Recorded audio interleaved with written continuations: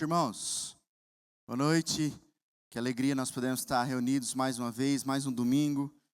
E esse é um domingo especial, último domingo do mês. E hoje nós vamos estar celebrando a ceia do Senhor, mas também estaremos encerrando a nossa série de mensagens com um tema que nós falamos durante esse mês, resistência. E nós estudamos a respeito da carta de 1 Pedro. E hoje, então, no capítulo 5, nós vamos estar encerrando, estudando essa carta. Mas antes, gostaria de te convidar a fechar os seus olhos. Se você quiser baixar a sua cabeça, nós vamos estar orando mais uma vez, pedindo ao Senhor para que Ele continue falando no nosso coração.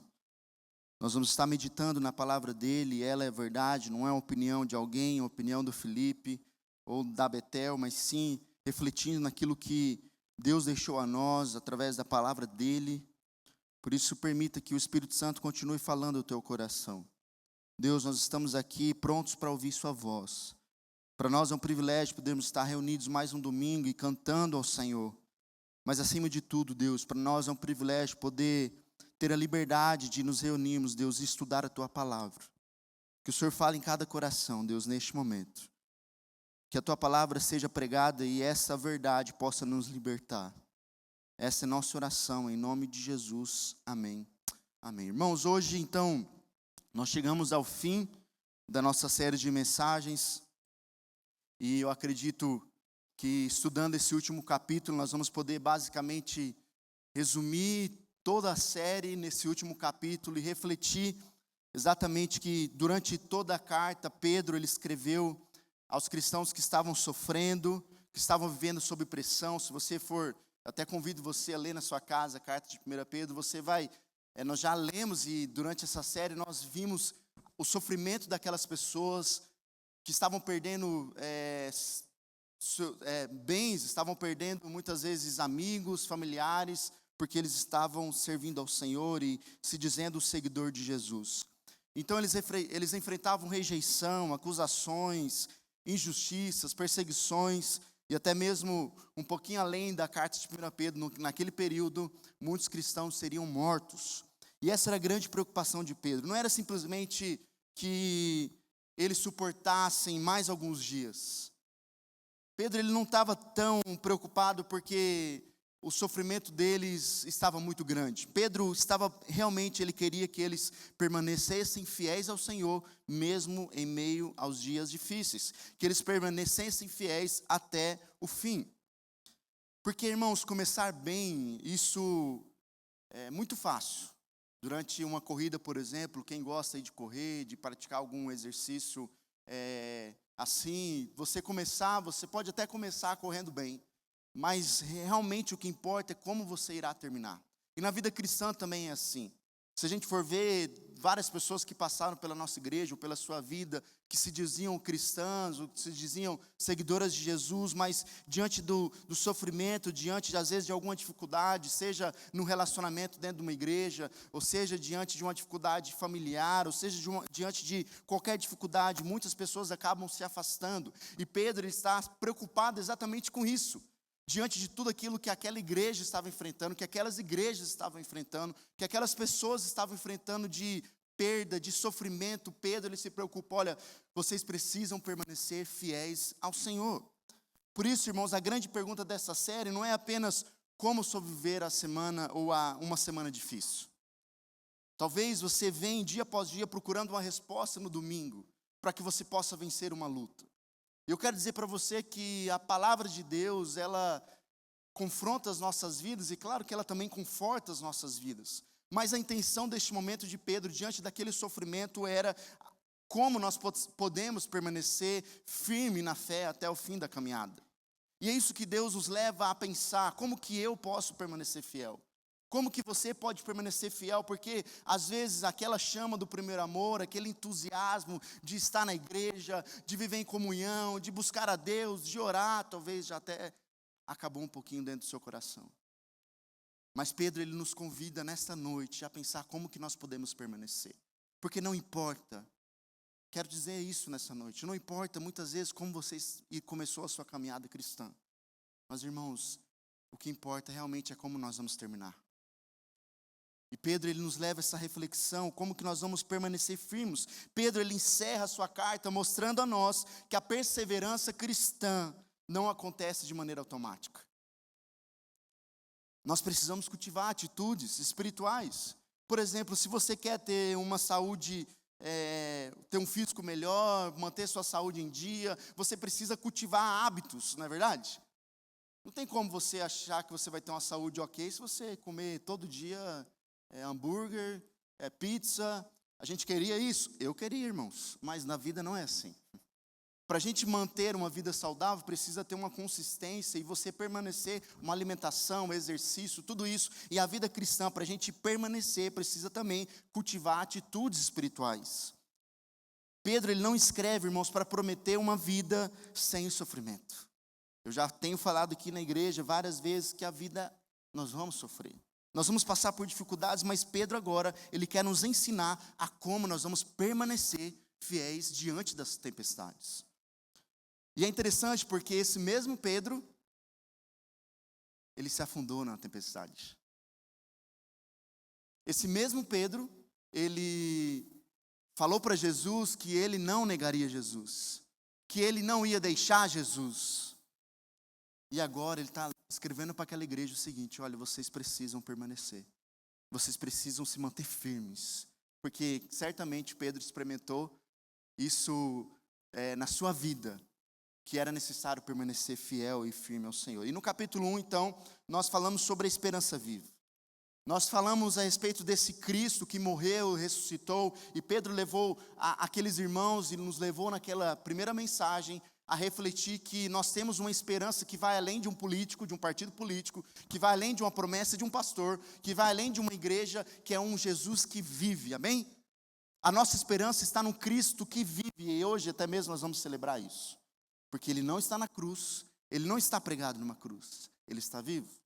Na segunda mensagem nós falamos sobre essa esperança, agora sobre uma identidade em Cristo, quem nós somos em Cristo, que nós somos chamados filhos, nós somos chamados escolhidos, e aí nós conversamos a respeito disso. No capítulo 3, nós falamos a respeito dos relacionamentos, como manter e como viver uns relacionamentos transformados, resistindo às crises nos relacionamentos.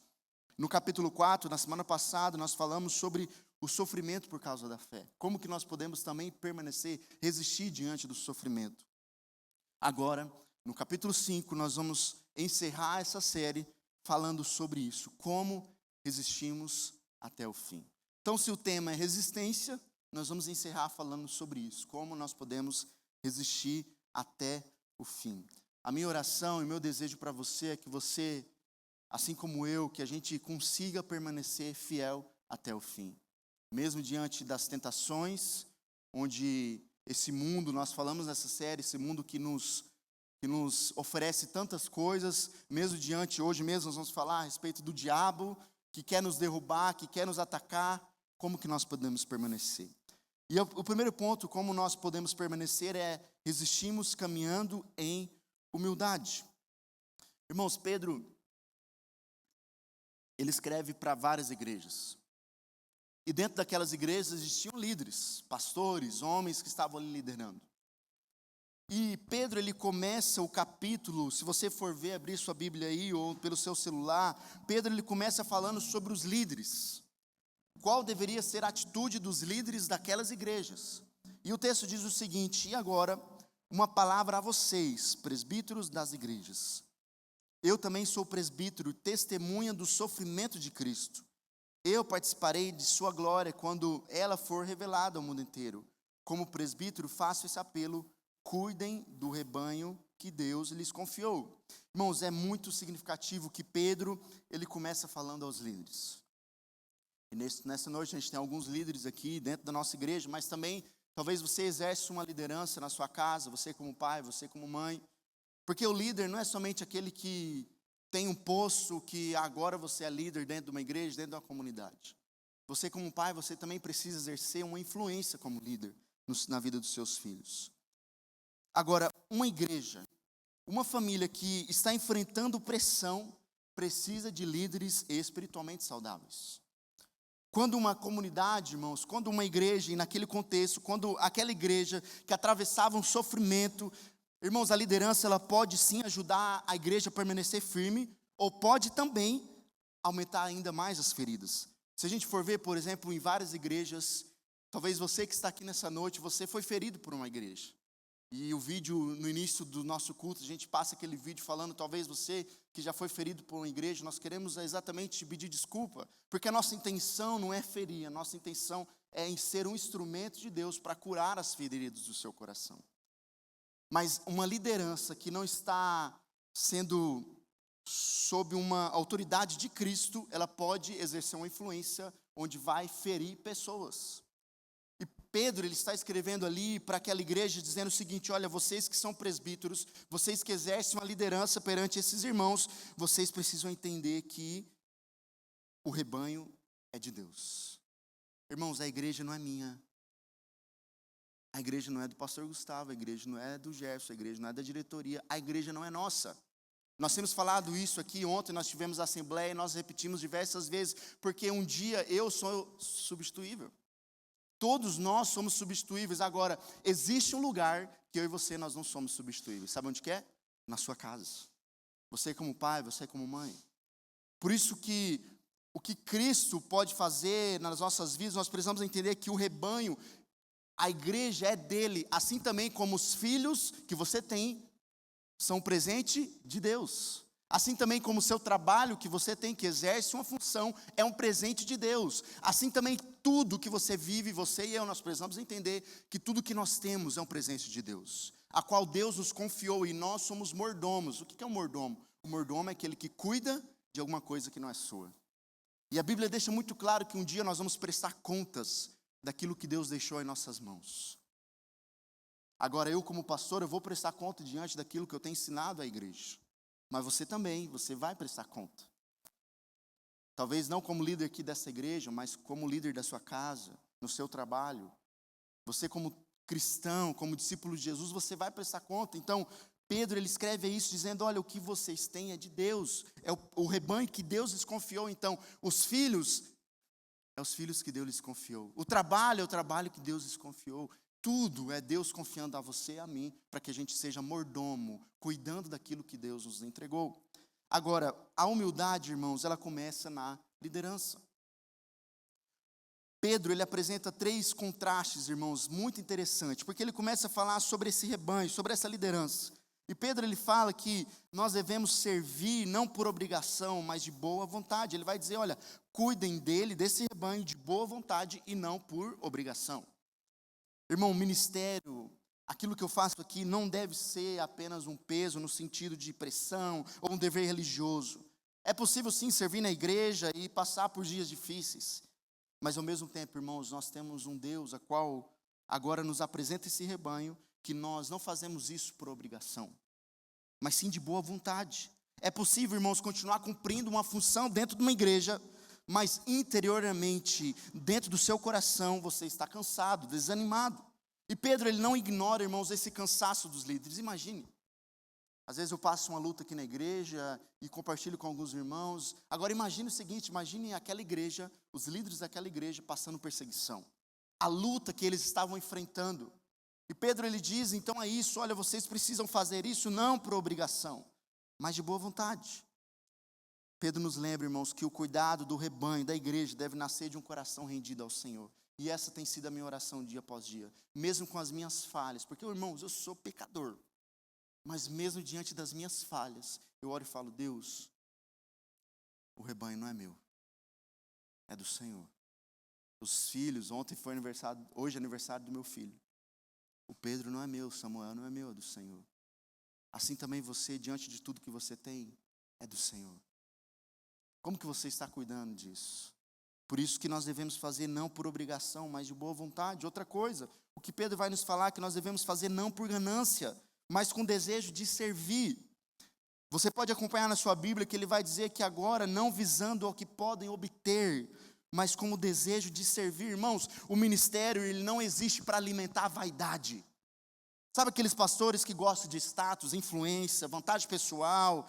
O líder cristão que pergunta o que a igreja vai oferecer para mim, o que eu vou ganhar com isso. Irmãos, o ministério é serviço. O cristão, ele está aqui para servir, você está para servir, eu estou para servir. O mundo ensina que a liderança é aqueles que estão no alto, que ocupa uma posição acima dos outros. Mas sabe o que Jesus nos ensina? Que aquele que quer ser o maior precisa ser o menor. Que aquele que precisa servir, o líder precisa servir. E Jesus foi esse modelo a nós. Por isso que Paulo diz em Filipenses capítulo 2, que ele não usurpou ser igual a Deus, e ele se esvaziou, se tornou escravo, servo. E aqui nós estamos para isso. A Betel está aqui para servir.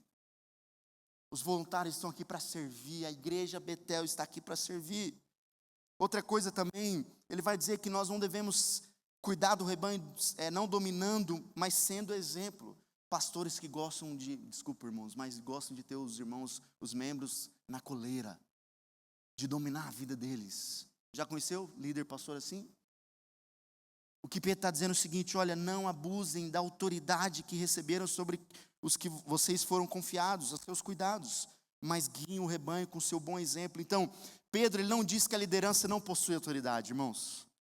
O Felipe, apesar é novo, ele não tem... Não, Pedro ele está dizendo o seguinte, irmãos, que a liderança levantada por Deus sim tem autoridade. Agora, ele ensina que essa autoridade cristã, eu como pastor, eu não posso abusar dos irmãos. E o que a gente mais tem visto, infelizmente, nos dias de hoje, é pastores e líderes abusando da sua autoridade. Esses dias atrás eu estava na barbearia, um rapaz falou para mim que ele ainda não tinha aceitado uma oferta de emprego, porque o pastor dele achou melhor não. E aí ele perguntou para mim: o que você acha? A minha vontade foi falar já na lata, né? Mas irmãos, pastores e líderes que abusam espiritualmente das pessoas. Semana passada eu falei aqui sobre o Betel Kids, o qual nós sabemos, irmãos, o perigo que nós corremos diante desse mundo mau, de abuso sexual dentro da igreja, de abuso, de opressão dentro da igreja. E nós falamos aqui claramente que nós precisamos tomar cuidado, nós estamos tomando medidas possíveis para haver mais segurança dentro da igreja. Então, agora eu preciso entender que o líder, ele não pode dizer apenas faça o que eu estou ensinando. Mas ele precisa dizer, olha, observe a maneira como eu estou seguindo Jesus. E Paulo, ele ensinou isso, olha, sede meus imitadores, mas não é porque eu sou bom, mas porque eu quero me parecer com Jesus. Jesus é o nosso maior exemplo, não é o Felipe, irmãos. É Jesus, não é um pastor X, é claro que nós podemos ter uma referência, nós podemos ter um exemplo, mas o nosso maior exemplo precisa ser Jesus, sabe por quê? Porque um dia o Felipe vai errar com você, um dia o pastor X vai errar, vai falhar, e aí você vai olhar para ele como autoridade e vai pensar, meu Deus, calma aí, como assim um pastor fez isso? Por isso que a nossa confiança precisa estar em Jesus. Nós precisamos olhar para Jesus, mas o líder, assim como Paulo disse, nós devemos cuidar, não abusar da nossa autoridade que nós recebemos. Assim também os pais. Você e eu, como pai e mãe, nós não devemos abusar da autoridade que nós temos nos nossos filhos. A Bíblia vai dizer que nós não devemos irritar os nossos filhos. Você também, como chefe, numa área no seu trabalho, mesma coisa. Você como patrão, mesma coisa. Você como marido, a mesma coisa. Você como esposa, a mesma coisa. Então, a pergunta não é apenas se as pessoas estão me obedecendo, mas a pergunta é: minha vida está apontando para as pessoas olharem para Jesus? Essa deve ser a nossa pergunta, irmãos. E aí nós vamos ver também que a humildade, ela é roupa de toda a igreja. Agora, Pedro fala para os líderes, Pedro fala para os presbíteros, mas ele vai dizer agora o seguinte: olha, da mesma forma, vocês que são mais jovens, aceitem a autoridade dos presbíteros, e todos vocês vistam-se de humildade. Agora ele traz para a igreja: todos vocês vistam de humildade no relacionamento uns com os outros, pois Deus se opõe aos orgulhosos, mas concede graça aos humildes. Irmãos, olha que interessante, Pedro agora ele orienta eles a vestirem uma roupa de humildade. E essa palavra grega, irmãos, era utilizada, era uma ideia de amarrar um avental, de colocar alguma coisa ao redor do corpo, uma roupa ao redor do corpo. porque era costume do servo, antes de começar o seu trabalho, fazer isso. E é muito provável, irmãos, aqui está uma riqueza no texto, porque é muito provável que Pedro ele tivesse uma mente na mente algo que ele nunca tinha esquecido. O que era? O texto de João 13. Quando Jesus começa a lavar os pés, ele amarra uma toalha na sua cintura e começou a lavar os pés dos discípulos. E sabe, irmãos, naquela noite o que aconteceu?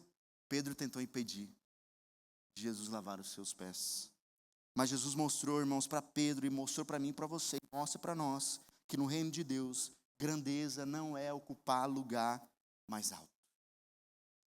Grandeza, irmãos, é estar disposto a servir. E agora, muitos anos depois daquela experiência de Pedro, Pedro lhe diz: gente, igreja, lembre de vestir a roupa de serviço, a roupa de humildade. E aí eu destaquei para Betel: gente, coloca o avental de Jesus. Coloca a roupa de Jesus. A roupa de Jesus não era terno. A roupa de Jesus era uma roupa de serviço, de servir aquelas pessoas. Não estou dizendo aqui que é pecado usar terno, tá, irmãos? Mas estou dizendo aqui que é um desafio para nós de olhar para as pessoas que estão à nossa volta. Olhar para a igreja onde eu estou servindo, seja aqui ou seja em outra igreja, e pensar: eu preciso colocar o avental de Jesus. Eu estou aqui para servir. Spurgeon vai dizer que homens verdadeiramente grandes são humildes. Grandes homens de Deus são humildes. Mulheres de Deus são humildes. Outra coisa, irmãos, que o orgulho nos coloca em oposição a Deus. Pedro, irmãos, agora ele cita um princípio do Antigo Testamento, que era que Deus se opõe aos orgulhosos, mas concede graça aos humildes. Irmãos, essa é uma declaração muito séria de Pedro, porque Pedro ele não diz que Deus não gosta de pessoa orgulhosa. Pedro poderia falar: gente, lembre que Deus não gosta muito de pessoa orgulhosa. Mas Pedro está dizendo o seguinte, que Deus se opõe aos orgulhosos. O orgulho, irmãos, é perigoso porque tenta colocar a gente, o ser humano, no lugar de Deus. O orgulho diz: eu não preciso de ajuda, eu consigo sozinho, eu sei o que eu estou fazendo, eu não preciso mudar, o problema está sempre nos outros. O orgulhoso, ele vê o pecado do outro, vê o erro do outro. E é interessante porque quando nós estamos na mesa da ceia, na mesa de Jesus, Paulo nos lembra que nós devemos examinar a nós mesmos. A mesa do Senhor não é um lugar onde eu vou olhar para o outro, mas eu vou olhar para dentro de mim. Examine-se, pois, o homem a si mesmo. Então, a atividade e o dever do cristão é examinar a si mesmo, não o próximo. Eu devo olhar para mim. Então, o que Pedro está dizendo é que o orgulhoso, ele fica olhando para ele. Mas no sentido de eu mereço ser reconhecido, eu quero ser o centro. Mas a humildade, irmãos, diz: olha, eu preciso de ti, Senhor. A humildade nos ensina que a gente pode sim estar errado. A humildade, irmãos, nos ensina que a gente precisa aprender. Então Pedro está ensinando, irmãos, que a resistência cristã, ela não começa numa autossuficiência. Muito pelo contrário, ela começa numa dependência. E por último, irmãos, nesse primeiro tópico é que a humildade é aceitar o tempo e a mão de Deus. O texto vai dizer: portanto, humilhem-se sob o grande poder de Deus, e no tempo certo ele os honrará. A expressão, irmãos, sobre o grande poder de Deus, também ela pode ser talvez entendida como sob uma mão poderosa de Deus. No Antigo Testamento, irmãos, a mão poderosa de Deus é aquela que liberta, que conduziu o povo à saída do Egito, que corrigiu o povo, que sustentou o povo. Então, humilhar sobre essa mão significa que Deus é Deus e eu não sou. Eu preciso me humilhar, me colocar abaixo de Deus, porque eu preciso aceitar que nem sempre eu vou entender o dia de amanhã. Significa, irmãos, confiar mesmo quando nós não controlamos o processo. Semana passada eu coloquei uma frase aqui, vou repetir ela novamente. Que se a gente soubesse o que iria acontecer amanhã, nós iríamos fazer exatamente o que Deus faz nas nossas vidas. Porque Deus sabe o que acontece no amanhã. Deus sabe o próximo dia, Deus sabe o que irá acontecer com as nossas vidas. Por isso Ele é Deus e nós não somos. Então Pedro fala que no tempo certo Ele os honrará. Agora, irmãos, nós temos, eu não sei você, mas eu, por exemplo, tenho uma grande dificuldade de esperar. Alguém tem mais essa dificuldade de esperar? Só eu, o Adenilson, mais uns 3 ali, beleza. Para nós, para muitos de nós, precisa ser para ontem as coisas. A gente ora esperando que Deus já respondesse no dia de ontem. Agora, quando nós compreendemos que, eu quero resposta rápida, eu quero sim solução imediata, mas irmãos, Deus frequentemente Ele trabalha em processos. E Deus trabalha de acordo com cada um de nós. Para alguns, Deus vai falar o seguinte: olha, vai lá e em tal lugar e passe o barro no olho e faça um processo, faça isso, faça aquilo, como aquele cego no Novo Testamento, que teve um contato com Jesus. Para outros, Jesus vai dizer como aqueles homens que foram caminhando e sendo curados da lepra. Então, o processo é de cada um. Não é o Felipe, o pastor Felipe, que vai definir qual vai ser o tempo certo, mas é Cristo, porque é Ele que sabe do amanhã. E por último, irmãos, entregar a ansiedade é um ato de humildade. O que Pedro vai falar agora, o versículo 7, entreguem todas as suas ansiedades a Ele, pois Ele cuida de vocês. Irmãos, à primeira vista parece que Pedro mudou de assunto. Parece que de uma hora ele está falando sobre humildade, agora ele está falando sobre ansiedade. Mas irmãos, esses assuntos, os dois assuntos estão inteiramente ligados, profundamente ligados. Sabe por quê? Porque o orgulhoso diz, eu preciso controlar tudo. Eu preciso estar no controle das coisas. Agora, a humildade que brota no nosso coração diz, Deus, mesmo eu não entendendo, eu confio em Ti, porque eu não sei, eu não conheço da manhã, eu não tenho poder para nada. John Piper vai dizer o seguinte, que antes de nos colocarmos humildemente debaixo da poderosa mão de Deus, nós precisamos colocar confiantemente nossas ansiedades nessa mesma mão. Estar abaixo da mão de Deus é também entregar a essa mão que controla sobre todas as coisas. Entregar as nossas ansiedades, os nossos medos, as nossas angústias e saber que Ele é Deus e eu não. Deus é Deus e eu não. Pedro não diz apenas parem de ficar ansiosos, mas ele diz lancem a ansiedade de vocês sobre Deus. A razão é porque Ele cuida de vocês. Irmãos, olha que incrível. Eu e você, nós podemos jogar as nossas ansiedades na mão de Deus, porque Ele cuida de nós. Amém? Deus tem cuidado de você, meu irmão. Por isso você pode confiar, você pode descansar. É um desafio para nós, eu sei disso.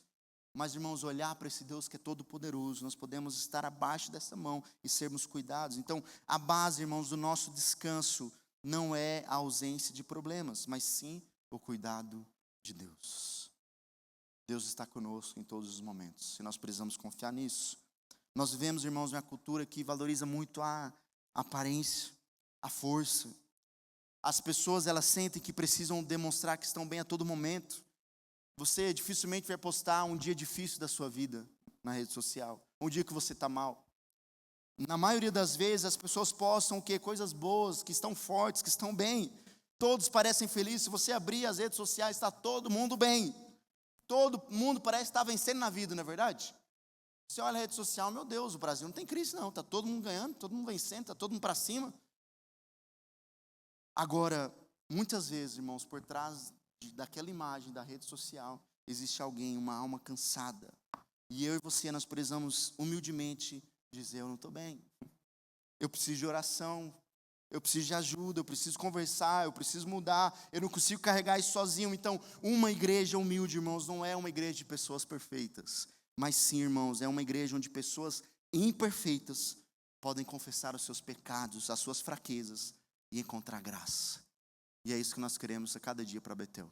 Uma igreja a qual você pode confessar o seu pecado, mostrar a sua fraqueza. Eu posso sim mostrar a minha fraqueza aqui no púlpito, mas ao mesmo tempo essa graça derramada sobre a minha vida, sobre a sua vida. E essa graça nos transforma, e nós vamos falar sobre isso também. Então, primeira coisa, nós precisamos resistir humildemente, sendo humildes. Segundo, como nós resistimos até o fim, nós precisamos permanecer vigilantes. O texto vai dizer o seguinte: estejam atentos, tomem cuidado com seu grande inimigo, o diabo. Ele anda ao redor como um leão que ruge, procurando alguém para devorar. Permaneçam firmes, então resistam contra ele e sejam fortes na fé. Lembre-se que seus irmãos em Cristo, em todo o mundo, também estão passando pelos mesmos sofrimentos. Irmãos, Pedro agora, ele apresenta para aquela igreja uma batalha espiritual. Felipe, eu sou batista, não acredito muito nessas coisas não. Talvez você veio de um berço, assim como eu, cresci na igreja batista, fui ensinado, e é claro que a gente não é ensinado que não existe um mundo espiritual, mas muitas vezes nós somos até meio céticos. Eu não sei você, mas eu que nasci dentro de uma igreja batista tradicional, eu sou meio cético. Agora, Pedro, ele leva talvez a esses céticos, a mim, a você, a acreditar que existe sim uma batalha espiritual. E não é que ele quer que aqueles irmãos fiquem com medo. Meu Deus, o diabo está aqui pronto para nos devorar. Mas ele está dizendo aquilo para que eles produzissem vigilância, para que eles cuidassem. E existe, irmãos, uma grande diferença entre viver amedrontado, com medo, e viver atento. O cristão, ele não precisa viver obcecado pelo diabo. Mas também, irmãos, nós não podemos destacar ou ignorar a realidade que ele existe. Por isso que a primeira coisa, a vigilância precisa haver, exige sobriedade. Pedro, ele usa duas palavras, irmãos, importantes. Estejam atentos. A ideia, irmãos, dessas duas palavras no grego vocês precisam ser sóbrios. Vocês precisam ter uma clareza, ser equilibrados. E essa palavra era utilizada quando alguém estava embriagado, quando tinha perdido a noção, quando não estava sendo sóbrio. Então, espiritualmente significa não permitir que a nossa mente seja dominada por distrações, por paixões, por medos ou pensamentos que diminuem nossa capacidade de discernir. Por exemplo, uma pessoa sóbria espiritualmente consegue perceber, os irmãos vão ver o que está entrando em seu coração.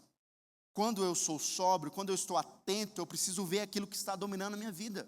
Eu preciso cuidar com as músicas, talvez, que eu estou escutando. Eu preciso cuidar com aquilo que eu estou assistindo. E aqui eu não estou dizendo, irmãos, que é pecado assistir filme assim, é pecado ouvir música. Não estou dizendo sobre isso. Mas nós devemos ser vigilantes para aquilo não entrar no nosso coração e fazer parte das nossas vidas. Nós precisamos cuidar com os pensamentos que está alimentando. Por exemplo, talvez uma música comece a alimentar a sua mente e aquilo comece a se tornar algo real dentro da sua vida. Nós precisamos cuidar com os hábitos que estão enfraquecendo nossa fé. Talvez a falta de ir numa igreja, talvez perdendo a comunhão com os irmãos, o serviço. Nós precisamos cuidar com os relacionamentos que estão nos afastando também de Deus. Você precisa tomar cuidado. Então, muitas quedas espirituais, irmãos, não começam com uma grande decisão. Hoje eu não quero mais servir a Jesus, eu não quero mais isso. Começa com pequenas distrações. A pessoa, ela para de orar, depois deixa de ler a Bíblia, começa a se afastar da igreja, passa a alimentar ressentimentos, normaliza aquilo que antes não incomodava, até que quando percebe, já está distante. Eu já vivi isso. E eu acredito que muitos daqui já viveram isso também. E talvez você esteja vivendo isso. Porque até quando você cai em si, você percebe que, como aquele filho pródigo que caiu em si, ele percebeu que estava distante. E quando nós estamos vigiando, nós estamos tomando esse cuidado. A gente está atento. Opa, isso está me atrapalhando. Opa, essa amizade aqui está me levando para esse caminho. Opa, isso daqui eu estou deixando de ler a Bíblia, eu preciso ler mais a Bíblia. Opa, eu não estou orando mais. Opa, eu preciso vigiar. Porque senão, irmãos, porque a gente é fraco. Então quando eu vejo, já estou lá no abismo. Já estou longe de Deus. Então Pedro está orientando eles, dizendo o seguinte: estejam atentos, vigiem. Agora, irmãos, a vigilância exige sim de nós estar desperto. Ele diz: tomem cuidado. A palavra, irmãos, ela transmite de estar acordado, despertado, em alerta. Você, um soldado, alguém que estava ali vigiando alguma coisa, está alerta para que ninguém mexa. Irmãos, e essa palavra, e aqui algo também riquíssimo no texto, porque tem também a ver com Pedro. Antes de Pedro falar isso para aquela igreja, Pedro, ele precisou aprender com essa lição. Na noite em que Jesus foi preso, Jesus convida João, Pedro, Tiago para ir no Getsemane. E Jesus fez um pedido simples para Pedro: fiquem aqui e vigiem comigo. Pouco depois, Jesus foi orar e Jesus voltou. E ele encontrou os discípulos, o que, irmãos? Dormindo. E sabe o que Jesus fala para Pedro? Pedro, você não conseguiu vigiar comigo nem mesmo por 1 hora. Vigiem e orem para que não cedam à tentação, pois o espírito está disposto, mas a carne é fraca. Irmãos, que cena marcante. Pedro experimentou, teve uma experiência, e agora ele diz para aquela igreja: gente, tome cuidado. Vigie, porque na noite que Jesus foi preso, eu não vigiei. Na noite que Jesus foi traído, eu estava dormindo. E o pedido de Pedro a nós nessa noite é: tome cuidado. Tome cuidado com aquilo talvez que está te levando para longe de Deus. Tome cuidado para aquilo que está alimentando o seu coração e talvez não é a palavra de Deus. Tome cuidado.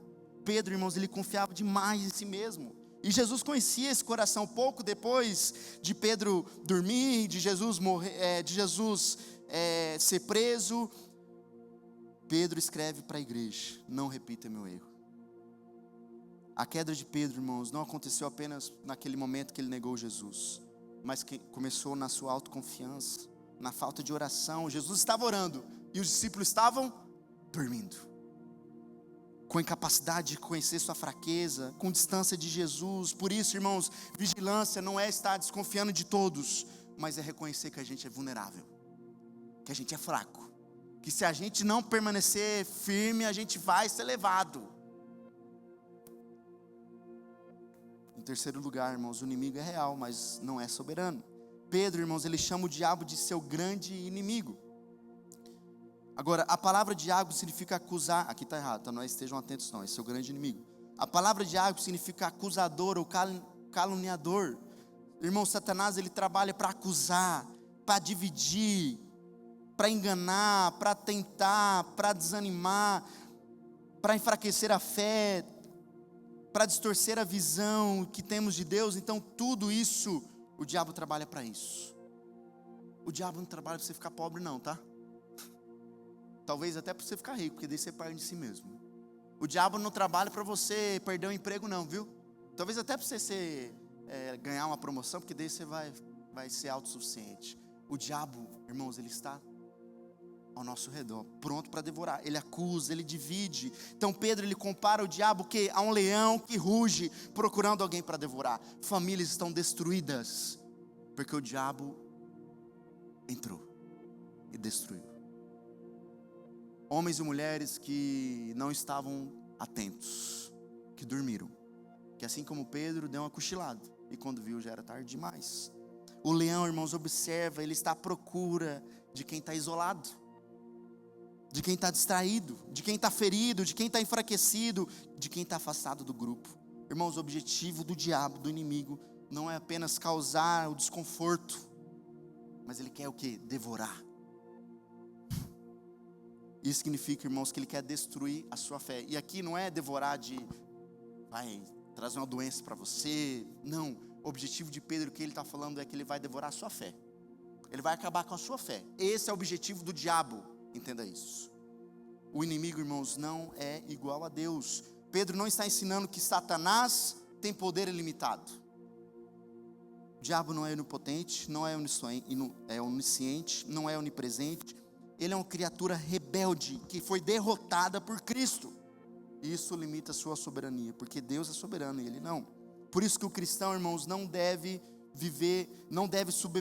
subestimá-lo, mas também não deve superestimá-lo. Sim, ele existe. O objetivo da Betel aqui, os irmãos sabem que talvez nesse ano tenha sido poucas mensagens que eu tenho falado sobre o diabo.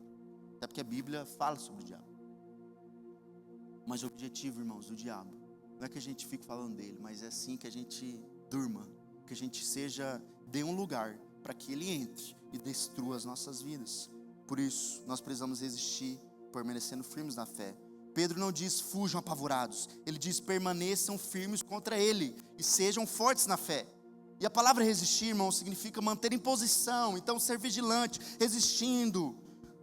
Não, a gente não pode ceder ou não recuar, a gente não pode ir para trás, não. A imagem do resistir aqui, irmãos, é de um soldado que está aposto ali, permanecendo firme no seu posto.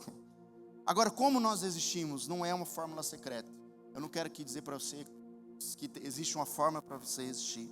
Não é falando mais alto que o diabo vai fugir.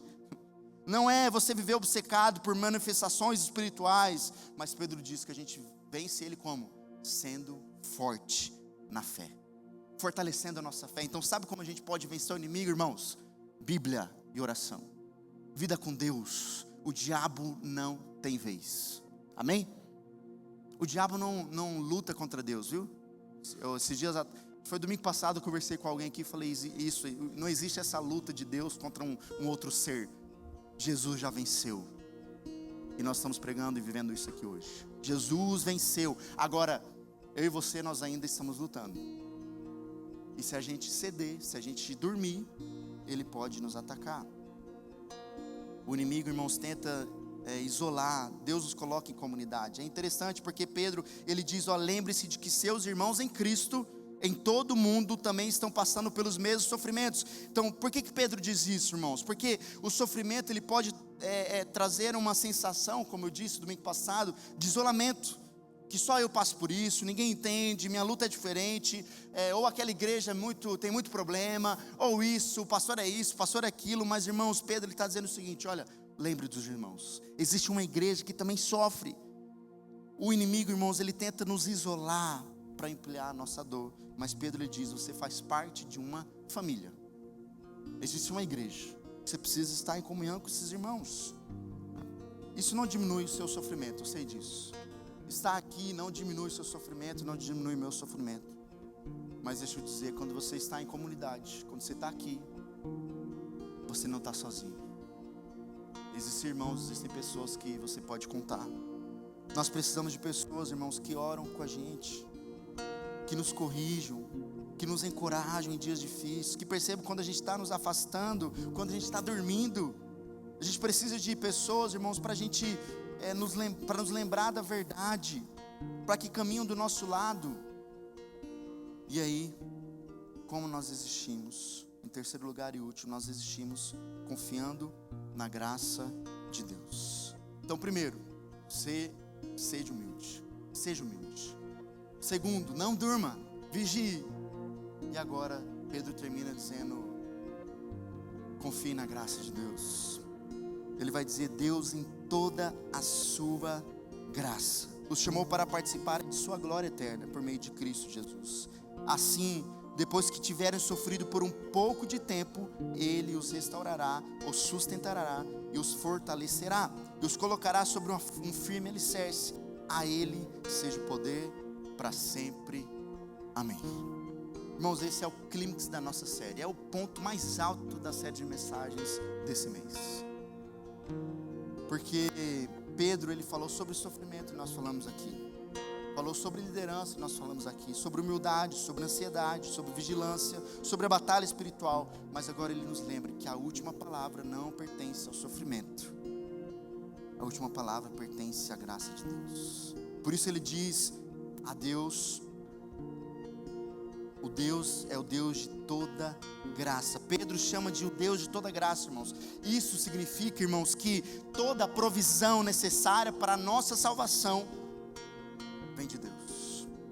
A graça de Deus é quando nos chama, nos perdoa, nos transforma, nos sustenta, nos disciplina, nos restaura, muda as nossas vidas e nos conduz até o fim.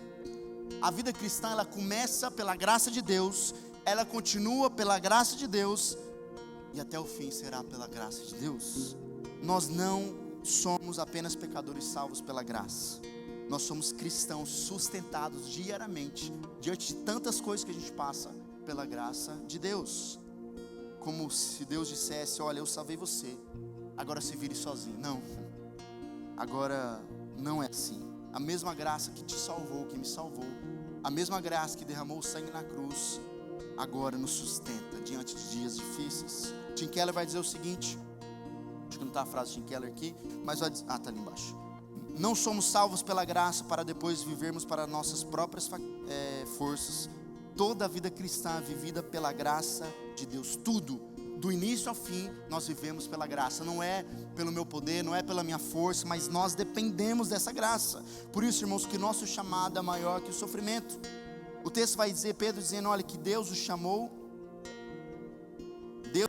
para participar de sua glória eterna por meio de Cristo Jesus. Irmãos, Pedro, ele coloca agora o sofrimento que você está passando, o sofrimento que eu estou passando, o nosso sofrimento presente, diante de uma glória eterna. Ele não está dizendo, olha, sua dor é pequena, sabe, meu querido, você está sofrendo, isso é pouco. Ele não está dizendo isso, ele está dizendo o seguinte, olha, isso é pouco comparado à glória final. comparado ao que Deus tem preparado para nós. Por isso, irmãos, essa perspectiva muda a maneira como a gente enfrenta o presente. O sofrimento pode ser intenso, pode ser difícil, talvez até o final da sua vida, mas não é eterno. Existe um fim, existe um dia que vai acabar esse sofrimento.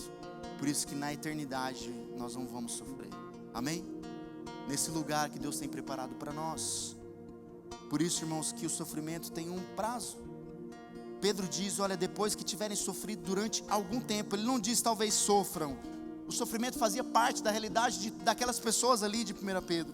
Mas Pedro acrescenta durante algum tempo. Isso mostra, irmãos, que o sofrimento é limitado, tem um tempo. Para quem está dentro da dor, é claro que parece algo interminável, é difícil. Uma noite de sofrimento, uma doença parece ser eterna. Mas Pedro nos convida a olhar, irmãos, na perspectiva de uma eternidade, que existe algo além dessa dor. Existe algo que o sofrimento, ele possui sim um tempo. Amém? O sofrimento possui um tempo, irmãos. A doença possui um tempo.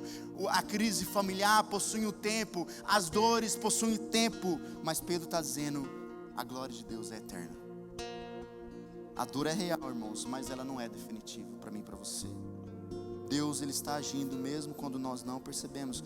Olha que interessante, irmãos. Pedro, ele utiliza aqui 4 verbos para descrever que Deus fará nas nossas vidas. Primeiro, Deus restaurará.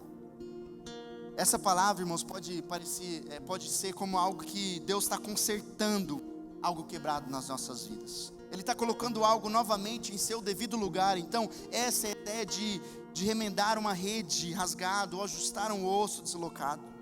O sofrimento pode quebrar nossa confiança, nossos sonhos, nossos relacionamentos. O sofrimento pode causar tudo isso. Mas Pedro diz, Deus restaurará. Pedro está dizendo o seguinte para mim e para você, olha, um dia o seu relacionamento vai ser restaurado. Um dia a sua dor vai acabar, vai ser restaurada. Outra coisa, Pedro agora ele nos leva dizendo o seguinte, Deus sustentará. Quando nossas forças, irmãos, diminuírem, Deus os sustenta. Sustentar não significa necessariamente retirar imediatamente um peso. Às vezes sim, a gente vai ter um peso nas costas, vai ser difícil. Mas, irmãos, o fato é que talvez seja prova de Deus, que Ele está mostrando para você que, olha, eu estou te sustentando. Mesmo em meio à tempestade, eu estou aqui. O terceiro verbo, irmãos, é que Deus fortalecerá. O sofrimento pode enfraquecer a nossa disposição emocional, física. Mas, irmãos, em Cristo nós podemos ter força. A alegria do Senhor é a nossa força. Em Jesus nós podemos encontrar forças. Os velhos se cansarão, até os jovens vão se cansar. Mas, irmãos, em Cristo nós podemos encontrar a força. Podemos continuar. Sabe, isso significa que a gente vai deixar de sentir dor. Mas significa, irmãos, que a dor já não possui autoridade para nos separar de Deus. A força cristã, a resistência cristã não é a ausência de dor. Não é que você não vai ter mais dor, mas é confiar que esse Deus está nos fortalecendo em cada dia. E o último verbo é que Deus colocará sobre firmes alicerces. Aqui, irmãos, essa ideia de estabelecer uma firmeza, de você estar estável. Deus não quer apenas que você sobreviva ao sofrimento, mas Ele deseja produzir em mim e em você uma fé firme.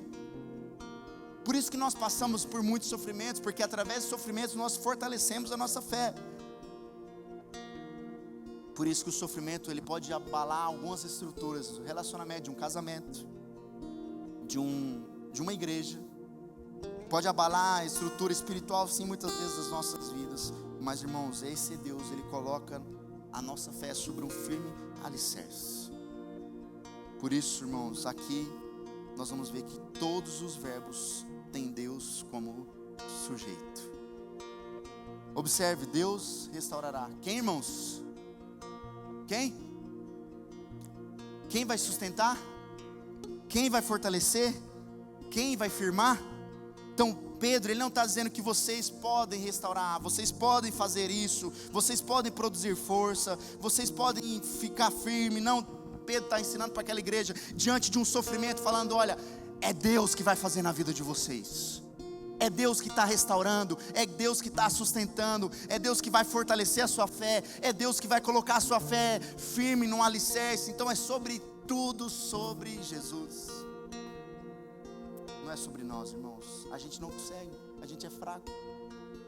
Mas quando a gente deposita a nossa fé em Jesus, Ele vai restaurar, Ele vai nos fortalecer.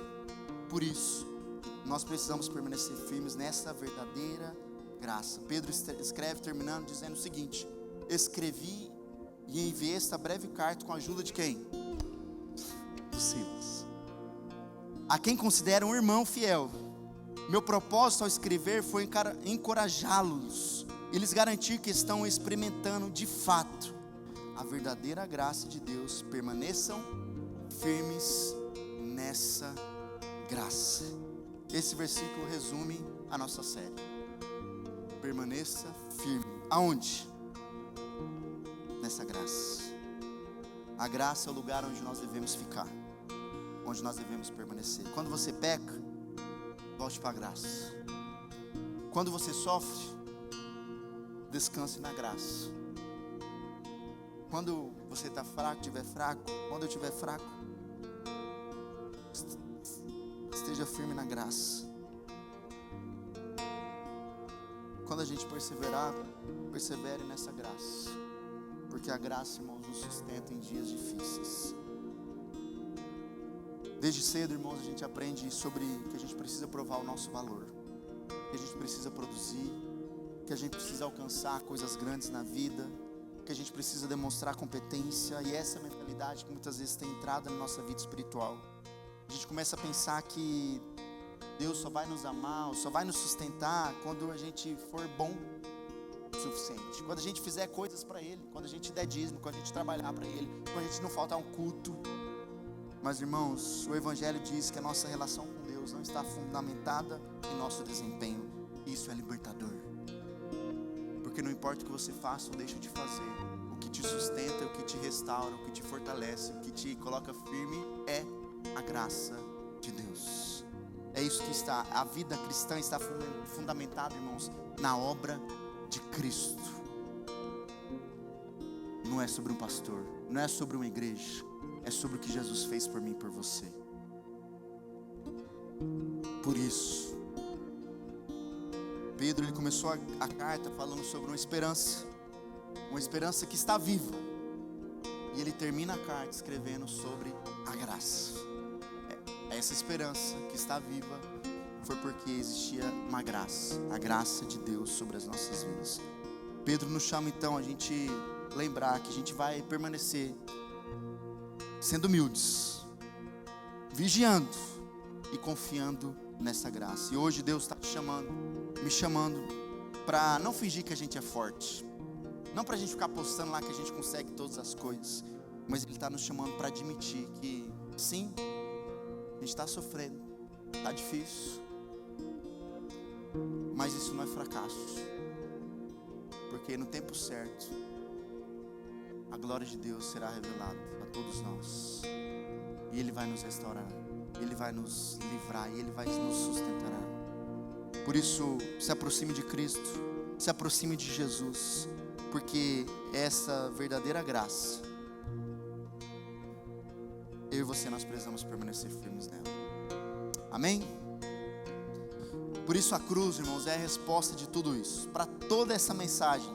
Sabe por quê? Porque foi na cruz que Deus revelou sua graça. Foi na cruz que Cristo venceu o nosso maior inimigo, o diabo. Jesus venceu na cruz. Foi na cruz, irmãos, que a gente aprendeu o verdadeiro significado de humildade.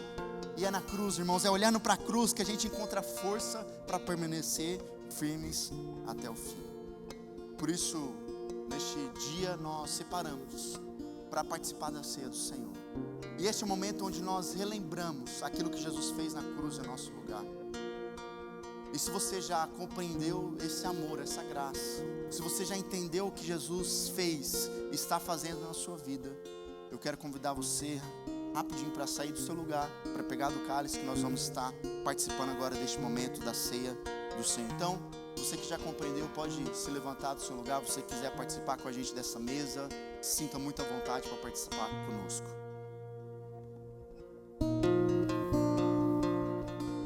Graças eu te dou, Pai, pelo preço que pagou, sacrifício de amor que me comprou, ungido do Senhor, pelos cravos em tuas mãos. Graças eu te dou, ó meu Senhor. Lavou minha mente e coração, me deu perdão, restaurou minha comunhão. Digno é o Senhor, sobre o trono estás, soberano Criador. Vou sempre te adorar,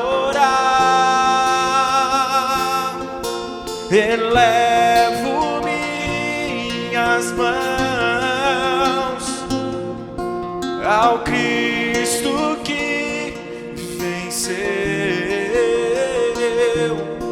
Cordeiro de Deus morreu por mim,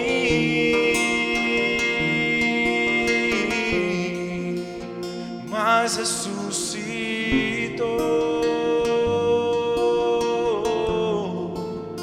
Digno é o Senhor. A cruz, olhar para a cruz, ela nos ensina sobre a humildade. Por quê? Porque olhando para Jesus, como Paulo escreve em Filipenses capítulo 2, versículo 6, ele diz: olha, embora sendo Deus, Jesus, ele não considerou que o ser igual a Deus fosse algo que devesse se apegar. Em vez disso, ele se esvaziou a si mesmo.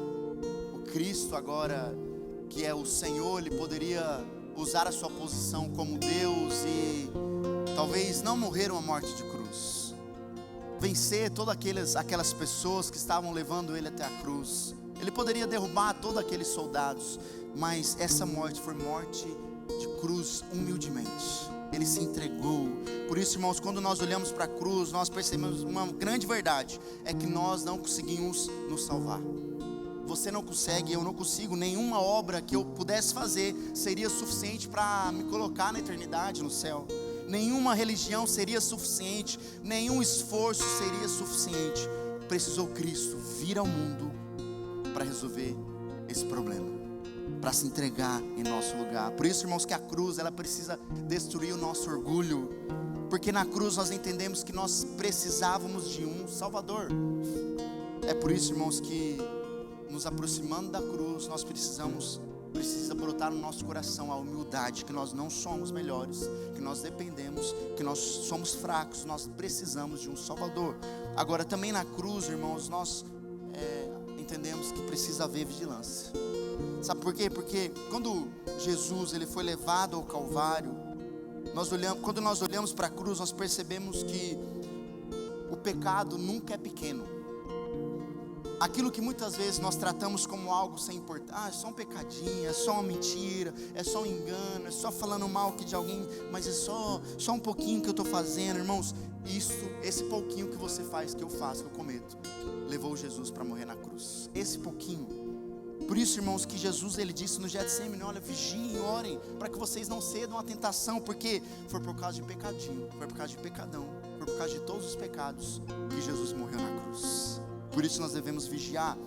E por último, irmãos, na verdade, antes disso, tem uma frase de Riley, teólogo, ele vai dizer o seguinte: que o menor pecado deve ser visto como algo grande.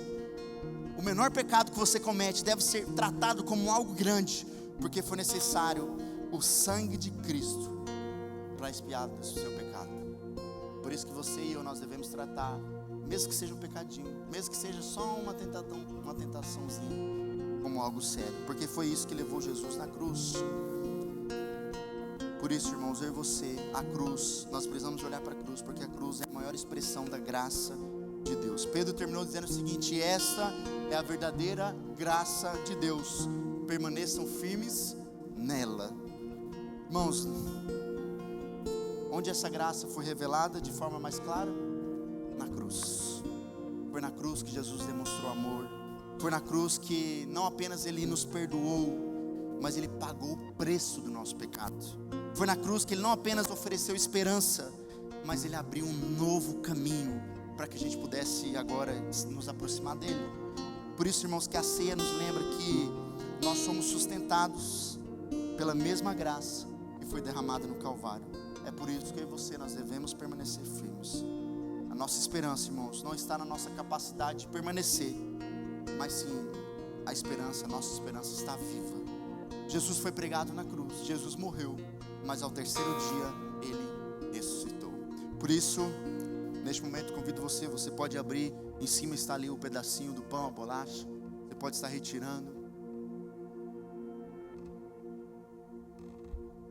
Jesus, ao partir do pão, Ele na mesa com os seus discípulos, Ele diz: esse é meu corpo que foi entregue na cruz.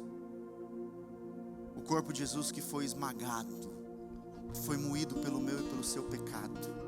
Agora nós podemos sim olhar para o corpo de Cristo, trazer à memória o corpo de Cristo, lembrar por tudo que Ele fez por mim e por você.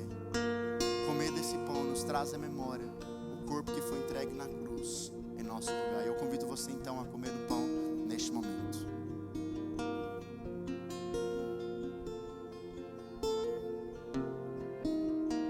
Também nos últimos dias, naquela última mesa do Senhor, Jesus, semelhantemente ao partir do pão, Ele também pega o cálice e diz: olha, esse é meu sangue que foi entregue na cruz. Esse é o sangue da nova aliança. Esse é o sangue pelo qual nós somos perdoados. Esse é o sangue pelo qual passa nas nossas vidas, mesmo diante de um pecadão ou de um pecadinho, passa no nosso coração. E se nós confessarmos os nossos pecados, esse sangue é poderoso para nos perdoar. Por isso, antes da gente tomar do cálice, eu convido você a fechar os seus olhos e confessar o seu pecado ao Senhor. Confessar talvez falhas que você esteja cometendo. Talvez você não está vigiando, você está deixando distrações afetar no seu relacionamento com Deus.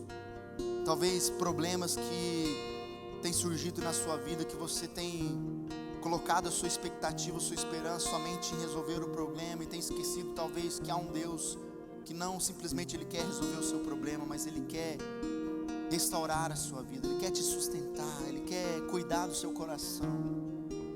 Por isso, peça perdão ao Senhor, confesse ao Senhor os seus pecados.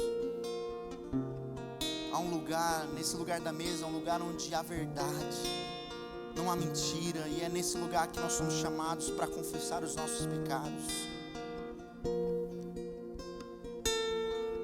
Mas esse sangue, não importa o que você fez, não importa o que eu fiz, quando nós confessamos os nossos pecados, esse sangue é capaz de nos perdoar, de limpar o nosso coração.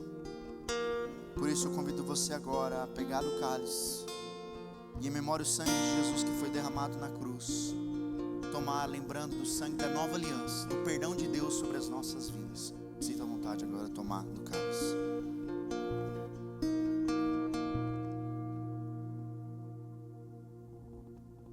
Deus, nós colocamos as nossas vidas diante do Senhor. Entendemos, Deus, diante dessa série, no final dessa série, é que nós não conseguimos sozinhos. Nós somos totalmente dependentes do Senhor. Até mesmo diante da salvação, não importa o que a gente faça, as nossas obras, mesmo assim seriam incapazes de perdoar os nossos pecados. Foi necessário que o Senhor enviasse o Jesus, o teu filho, teu único filho, para morrer em nosso lugar, por amor a nós, mesmo diante das nossas falhas, diante dos nossos pecados.